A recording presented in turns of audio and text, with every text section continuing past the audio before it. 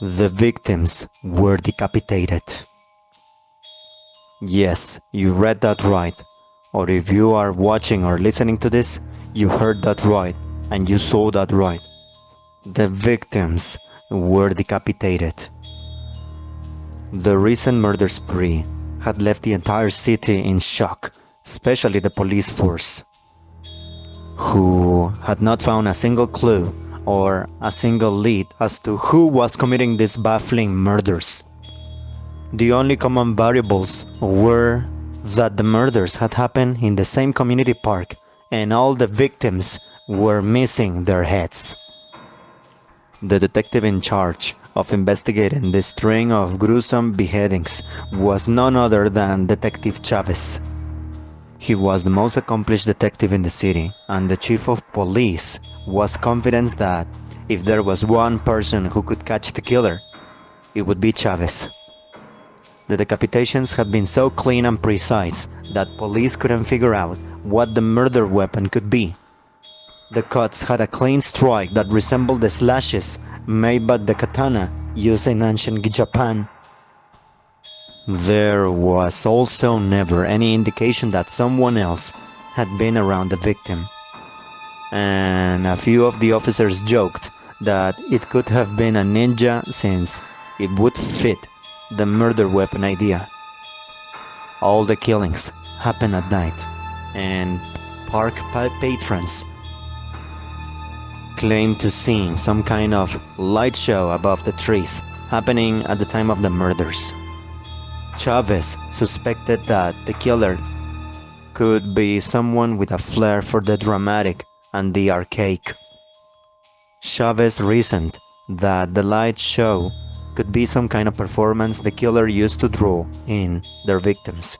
You know, like a trap to lure them in. Maybe luring them with a magic trick or something of the sort. He also likened the clean and precise cut on the necks of all the victims to the guillotine style of execution of the French Revolution. But these were just speculations. He had not yet found any concrete proof to come to any clear conclusion. In fact, the park had been closed to the public so that Detective Chavez could perform a nighttime investigation.